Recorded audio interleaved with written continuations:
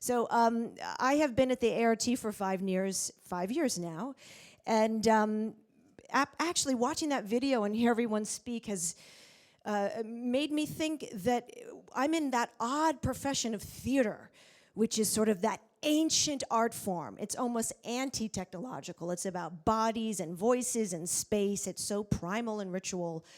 But actually, I've come to think, my thought these days is, in the 21st century, actually, theater matters more than ever. And that's what I want to share with you tonight. And it's something I have to think about because I run a not-for-profit, and I know many people here know that crusade of having to justify why you should give money to your organization, in my case, the arts and theater. And I think as arts advocates, sometimes we don't put so strongly out there that the arts matters. We kind of say, well, we're the arts can be cut.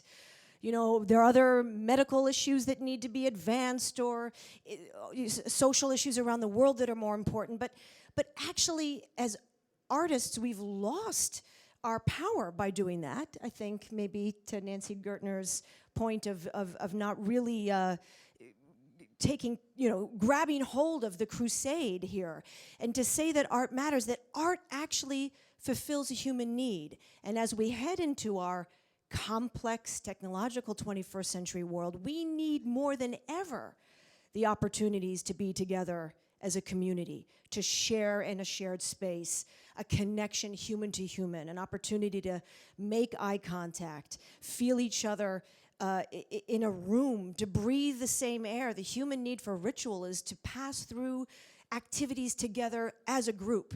And that is a human need, as is the human need to learn and the human need to experience spectacle, which for me is being in the presence of something greater than yourself. Why do people like to go stand on a mountaintop and look out at a vista or stand at the edge of a beach? It's to see yourself, to feel yourself in the awe of something greater than yourself. Spectacle is part of theater. The need to empathize. This to me is such an important thing when you look at issues in our world and young people growing up. How do we create a form where people can create human empathy? And part of empathy for me is to identify with a point of view that is not your own.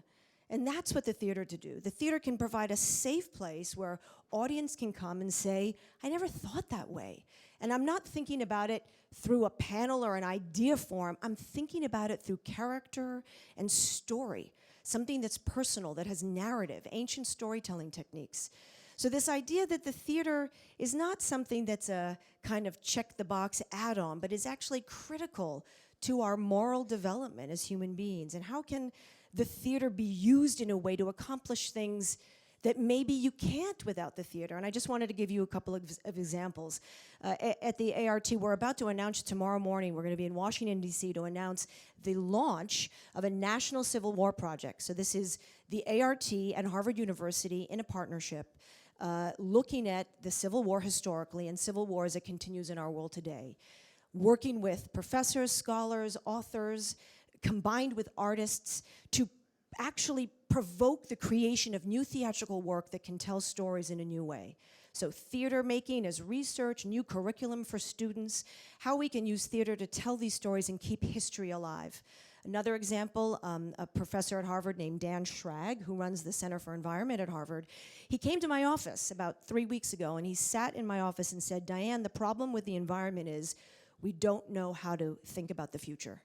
That's what all of us in environment scientists, that's our problem. How do we get people to think about the future? And that's what you can do through the arts.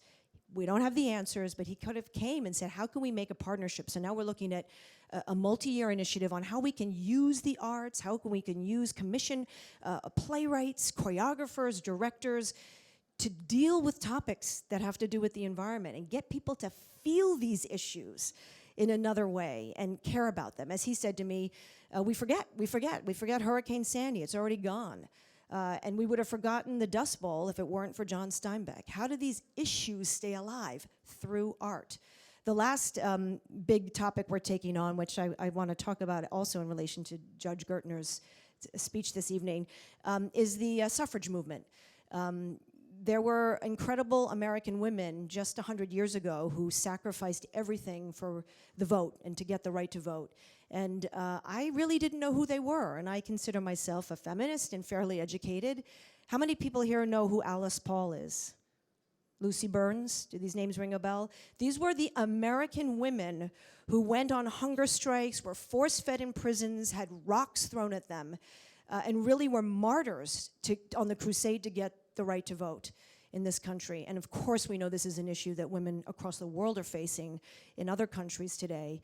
So we are going to be partnering with the Schlesinger Library at Harvard, which holds all these documents, the letters, the memoirs, the banners from the suffrage movement, and create actually a new American musical that tells the story not only of the suffrage historical movement, but who these women were and how their lives have affected ours today. So those are just some examples of how I think theater can move our cognoscenti thoughts into an artistic realm and make our hearts beat and our minds vibrate with ideas. Thank you very much.